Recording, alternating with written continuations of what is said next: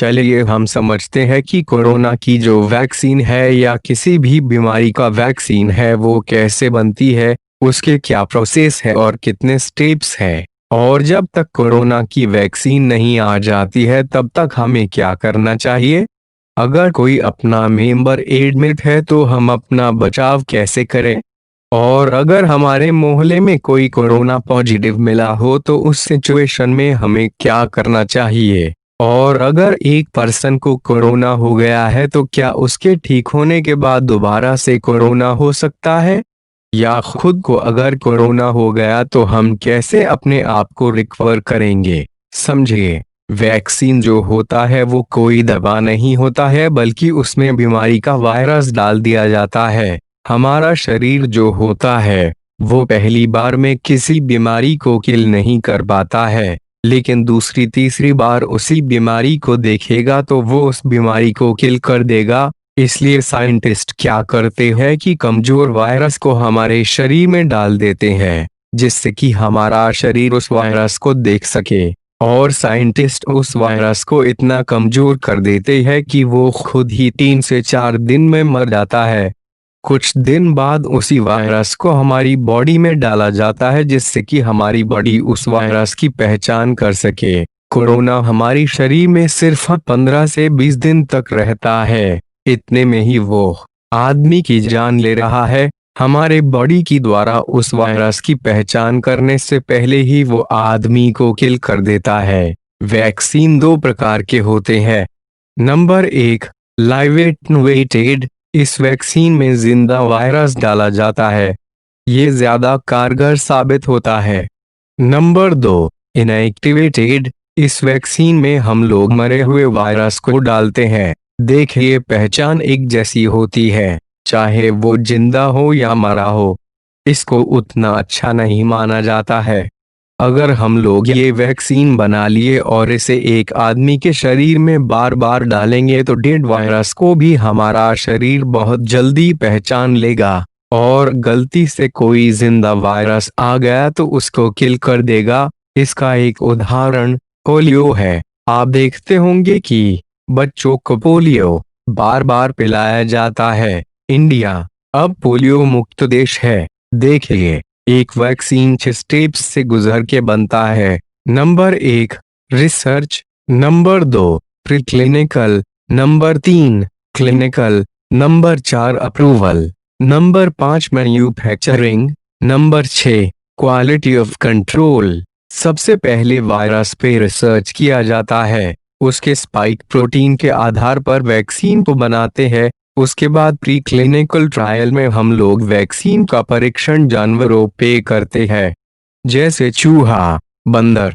अगर जानवरों पे वैक्सीन का परीक्षण सफल रहता है तो अब क्लिनिकल प्रोसेस में आता है। क्लिनिकल ट्रायल में 3 फेज होते हैं। पहले फेज में हम लोग वैक्सीन को बहुत कम लोगों को देते हैं, 40 से 50 लोगों को हम लोग देते हैं। पहले फेज में अभी जो भारत बायोटेक भारत की कंपनी है और वो अभी कोवैक्सीन नाम की वैक्सीन बना रही है। ये कहा जा रहा है कि उसे 15 अगस्त तक मार्केट में आ जाएगा। ये इतना जल्दी इसलिए आ जाएगा क्योंकि ये इनएक्टिव वायरस से बनाया गया है। बाकी देश जो वैक्सीन बना रहे हैं वो जिंदा वायरस से बना रहे हैं, इसलिए उसमें ज्यादा सावधानी बरतना है। लेकिन जो भारत बना रहा है वो तो मरा हुआ वायरस से बना रहा है, इसलिए उसे सावधानी बरतने की जरूरत नहीं है। 5 से 6 बार एक आदमी को वैक्सीन भोग दो और फिर उसे कंटामिनेटेड जोन में छोड़ दो और देखो कि उसको कोरोना वायरस है या नहीं। जो वैक्सीन इनएक्टिव वायरस से बने होते हैं वो जल्दी बन जाते हैं, लेकिन मुझे लगता है कि 15 अगस्त ज्यादा जल्दी हो गया। कोवैक्सीन मुझे लगता है कि अगस्त के लास्ट तक या फिर सितंबर के स्टार्टिंग में आ जाएगा। क्लिनिकल ट्रायल का सेकेंड फेज में 600 से 800 लोगों को वैक्सीन दिया जाता है। अगर ये सफल रहता है तो इसे और लोगों को दिया जाता है। इस फेज में इनोविया कंपनी की वैक्सीन है जिसका नाम है INV 4800। इसके बाद थर्ड फेज में 5000 से 10,000 लोगों को वैक्सीन दिया जाता है। इसमें अभी 3 वैक्सीन्स है, जिसमें चीन की वैक्सीन सबसे आगे है, साइनोफार्म। इसके बाद ऑक्सफोर्ड यूनिवर्सिटी का वैक्सीन है, CHR8D1, और अमेरिका के मॉडर्ना कंपनी जो है वो थर्ड नंबर पे चल रही है। मॉडर्ना की वैक्सीन mRNA 1273 ने 15 जुलाई को दूसरे फेज में सफल हुआ और इसका तीसरा फेज का परीक्षण 27 जुलाई से शुरू होगा, 30,000 लोगों के ऊपर। इसमें सफल होने के बाद सरकार अप्रूवल दे देगी। अप्रूवल के बाद उसका मैन्युफैक्चरिंग चालू हो जाएगा, और जब मैन्युफैक्चरिंग चालू हो जाएगा तब यह हम लोग के पास आ जाएगा। अगर इनका थर्ड फेज सफल रहता है तो वैक्सीन अगस्त तक बाजार में आ जाएगी, लेकिन यहीं पर अधिकतर वैक्सीन्स फेल हो जाती है। जब मैन्युफैक्चरिंग स्टार्ट हो जाता है तब गवर्नमेंट वैक्सीन्स के क्वालिटी चेक करवाती है। जब तक वैक्सीन नहीं आता है तब तक आप सभी लोगों को मास्क तो बिल्कुल कंपलसरी लगाना है, खास करके उनमें जिनमें थोड़ा बहुत लक्षण दिख रहे हैं। N95 मास्क बेहतर होता है। अगर आपके पास नहीं है तो आप सर्जिकल मास्क लगा सकते हैं, लेकिन सर्जिकल मास्क सिर्फ 8 घंटे के लिए होता है। N95 मास्क में एक फिल्टर लगा रहता है जो हवा को मुंह से बाहर आने देता है, और बाहर से आने वाली हवा को वो फिल्टर एक सैनिटाइजर के तरह काम करता है और डर्टी पार्टिकल्स को वो मार देता है। N95 मास्क हमेशा 1 mm चाहिए। 1 mm मतलब ये है कि 1 mm से कम वाले पार्टिकल्स को अंदर आने देगा, लेकिन उससे ज्यादा वाले को वो किल कर देगा या बाहर ही रहने देगा। बाकी आप जानते ही है कि दूरी बना करके रखना है, हाथ हमेशा धोते रहना है। देखिए, जब कोरोना के लक्षण होते हैं तब वो तुरंत नहीं दिखते हैं, 5 से 6 दिन बाद दिखते हैं, और कुछ लोगों में दिखते ही नहीं है। इसके लक्षण आपको पता है कि इसमें फीवर रहता है, लेकिन इसमें फीवर धीमा नहीं रहता है और लगातार रहता है और जोर से रहता है। अगर आप दवा खाएंगे तो कम हो जाएगा, लेकिन वापस से बढ़ जाएगा। गले में खसखसाहट होगी और सूखी खांसी आएगी। आपकी स्मेल और टेस्ट करने की क्षमता खत्म हो जाएगी, क्योंकि जीभ पर वायरस का प्रभाव आ जाता है। और जब सांस लेने में तकलीफ होने लगे तो ये सबसे बड़ा लक्षण है। तब आप समझ जाइए कि आप सीरियस कंडीशन की ओर जा रहे हैं। लेकिन अभी क्या है कि लोग इतने डर गए हैं कि अगर उनको खांसी या बुखार होता है तो डर जा रहे हैं। तो ऐसे कंडीशन में आप ये देखिए कि कहीं आप कंटामिनेटेड जोन से आए हैं या नहीं, या फिर आप रेड जोन वाले एरिया में तो नहीं रह रहे हैं, या आप किसी कोरोना पेशेंट के कांटेक्ट में तो नहीं आए हैं। अगर इनमें से कुछ भी है तो आपको चांस है कोरोना होने का। अगर आप किसी से बात करते समय 3 फीट से कम दूरी बनाकर बात करते हैं और अगर उससे 15 मिनट से ज्यादा देर बात करते हैं तो आपको कोरोना हो सकता है।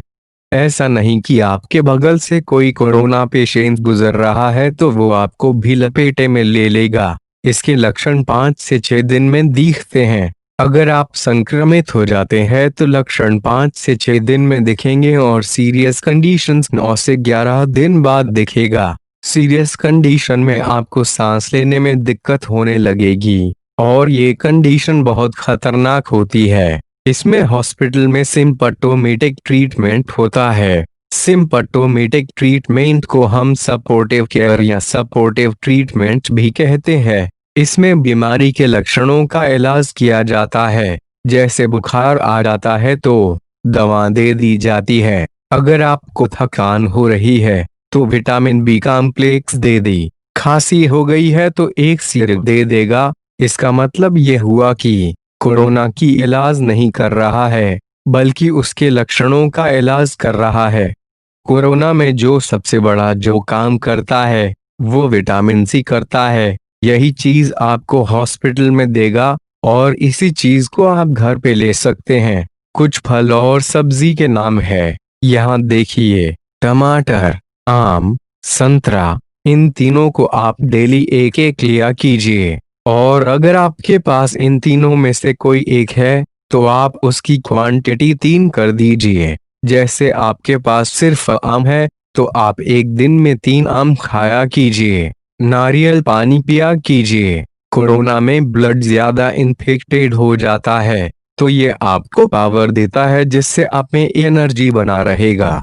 दूध और अंडा भी खाया कीजिए। और सबसे जरूरी काढ़ा हो गया। काढ़ा को एकदम गरम गरम पीजिए क्योंकि कोरोना जो है वो लगभग 3 से 4 दिन गले में रहता है। जब आप गरम चीज पीते हैं तो कोरोना आपके पेट में चला जाता है और पेट में हाइड्रोक्लोरिक एसिड होता है तो वो किल कर देता है वायरस को। सभी हॉस्पिटल्स में काढ़ा एकदम कंपलसरी दे रहा है। पानी भी गर्म पीजिए। गर्म पानी पीते रहे। जो लोग ठीक हो चुके हैं कोरोना से तो उनको हमेशा अपना बुखार नापते रहना है और उसका रीडिंग नोट करना है। उसके रीडिंग को डॉक्टर को भेजना है। आप ठीक होंगे या नहीं ये डिपेंड करता है 8 से 15वें दिन में, क्योंकि 5 से 6 दिन में उसका लक्षण ही दिखता है और 8वें दिन आपको कपकपी लगने लगती है। आपको योग करते रहना है जिससे कि आपका बॉडी स्ट्रांग बने और अपने बॉडी के ऑक्सीजन लेवल को भी नापते रहना है और इसका रीडिंग भी डॉक्टर को भेजना रहता है ताकि अगर आपको ऑक्सीजन की कमी आएगी तो आपको ऑक्सीजन अलग से दिया जाएगा और इस पे आप अपना मनोरंजन और ज्ञान को बढ़ा सकते हैं।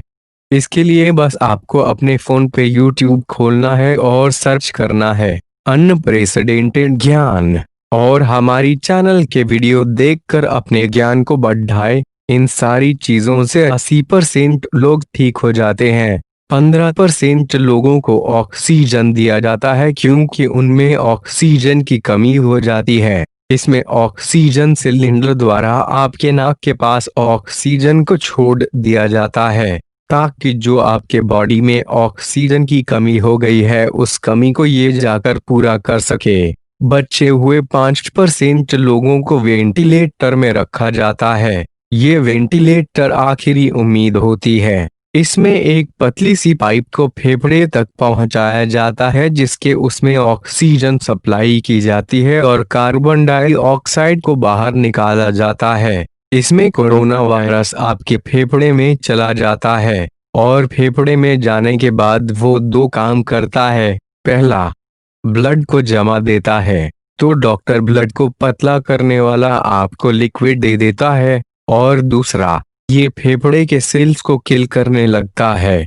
फेफड़े के सेल्स कार्बन डाइऑक्साइड को बाहर निकालते हैं। कोरोना वायरस उन सेल्स को पकड़ लेता है तो हमारा जो इम्यून सिस्टम है वो उस वायरस को किल कर देता है जिससे कोरोना वायरस स्प्लिट हो जाता है और अनइन्फेक्टेड सेल्स को पकड़ लेता है तो हमारा जो इम्यून सिस्टम है वो ये भूल जाता है कि वो डेड वायरस है और आकर उसी को मारने लगता है और ये धीरे धीरे पूरे फेफड़ा में भर जाता है और फेफड़ा छोटा होने लगता है और जब हम लोग सांस लेते हैं तो फेफड़ा पूरी तरह से नहीं फूलता है और वेंटिलेटर पे जाने वाले 5% आदमी में से सिर्फ हम 1 कड़ ही जिंदा बचते हैं। इंडिया में कोरोना की डेथ रेट 4% ही है।